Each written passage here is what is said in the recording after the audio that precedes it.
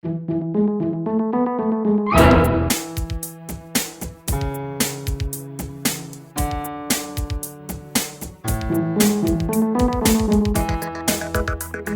helps demonstrate spacing like a video. So you can see that near the door we have this entry table, really handy for like keys and umbrellas and doggy bags and all the things. We can easily stand here and get stuff out. There is plenty of room for a human to move through here. In fact, it's a main walkway and it has been just fine. That's our laundry closet straight ahead. And then as we move through the kitchen, you can see there's adequate space. You can totally pull out these chairs really far without, infringing on the living area at all. And this is the dining zone. It has been great not to be at an island. We have found this casual setup to be so great. We can, sit here and do crafts or hang out, read magazines. It's just something nice about not being in counter seating, which is a little bit taller, and all facing each other, because at an island, you all face a certain way. So if we had done an island in here, we all would face this way, or this way, or this way, but none of us would be looking into each other's eyes. And there is something so nice about this casual table. And we even have 2 more of these exact same chairs upstairs in the office area that we could bring down if we ever needed to seat 6. And as you can see, there's plenty of room to scoot the table out a bit more and put 6 around it. It wouldn't be great for like entertaining the queen, but it would totally be fine for 6 people. And we're gonna have seating for 8 upstairs on the deck when we wanna have bigger parties in like nicer weather. We also have a covered porch outside where we could add even more seating that even if it was bad weather, we could entertain if we find the need for it. But right now, honestly, this has been just great. Moving into the kitchen area, you can tell how big this room is when I show you, like, if you just absorb that this is pretty much where the kitchen theoretically ends, because it's like, a little bit of counter space and then the fridge. But watch this. There's room for these 2 bookcases and then basically room for 1 more. We didn't put it there because it would have blocked the entrance into our bedroom. This is sort of like a vestibule into the bedroom. I love it because you don't see the bed. It doesn't feel like you're seeing into an intimate space. It's sort of like just another area that's kind of like a drop zone like this. And it has been working really well. And I know you're gonna say, like, what's in here? This has actually become like a pantry of sorts for us. You can see that it stores a lot more than you'd think. We're using little baskets. That's always my tip. Use containers within a drawer and suddenly things are wrangled more easily. And look, you would tell me you can't get cereal in there, you can't get chip bags in there. You totally can. They're very shallow drawers, but as long as you take them out of the box and use the clip or put the bag in sort of flat ways, it completely works. So we have room to spare. It has been awesome.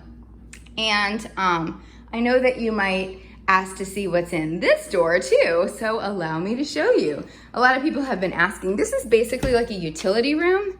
It has our HVAC system sitting up here on this shelf. We have some storage of Christmas stuff and things under here. We've put the back of the door to use because in a small house, you just gotta find space where you can. Again, this is just for now. Eventually we'll have a closet in our own room for shoes, but we don't right now. There are no closets in our bedroom.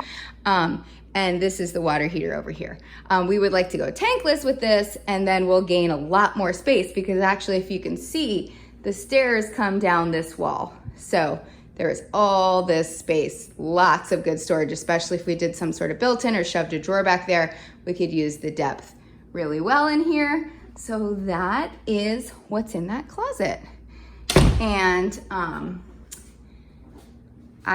that's the tour. I'm trying to think of what else. There just are a lot of things that are just for now. So like eventually we're gonna have a fence here, we're gonna have some vines here, so it's gonna be a beautiful view instead of looking at our neighbors. This is the side of the house that has basically like nothing beautiful. It has like our AC unit and it's gonna have like pool equipment. And so a fence right here with beautiful vines will make that view lovely. And I know the question of this side is gonna be, wait, won't you lose these windows when you add the master bathroom? There have been lots of people asking me that who have figured out that the bedroom ends here and there's about a 10-foot by 10-foot space that we were going to claim as a bathroom. That is a huge bathroom, and we realized we really love this window and we don't want to have a 10-foot by 10-foot bathroom.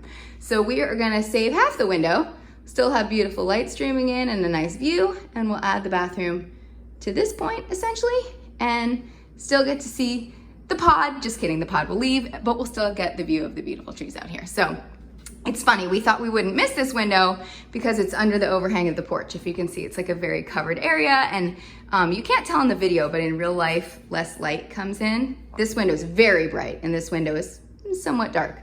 But we just love the view so much and have gotten so used to it that we don't want to lose it.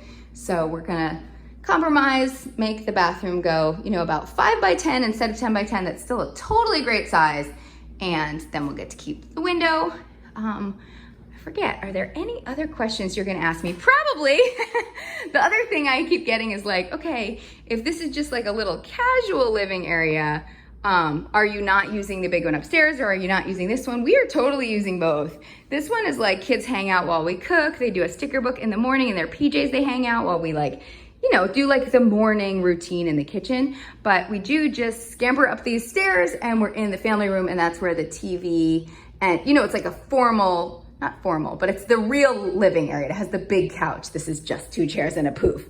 The funny thing is that if we're up there and we want a snack, or we want to come down, or even if we want to bring food up and eat on the deck, it has been not a big deal. And I've been like struggling with why that is. Like, doesn't it sound annoying to have to bring a snack upstairs or to bring dinner upstairs? But I think it's because this house is so small. You literally just climb the stairs and you're where you want to be. And in our old house, it was much more spread out. You often would walk further to get a snack, still on the first floor, than you would on the second floor here to pop down and get a snack. So that's just how everything landed right now. It has been working better than we expected. And yeah, this room really performs a ton for us. It's the heart of the home. And we love that it's between the 2 bedrooms, because it's really nice to have our space over here, the kids in the bathroom over here. Yes, we're all sharing that bathroom, so we pop over here to go to the bathroom. But much like getting a snack, it's not a very long walk. So I feel like everything is more smooth than we thought it would be. We thought it'd be real bumpy getting used to this after moving from our 14-room house to this 6-room house. But it has just been wonderful, and I hope this little video tour has helped you understand the space a bit more. It really has been like a nice little zone for us right here.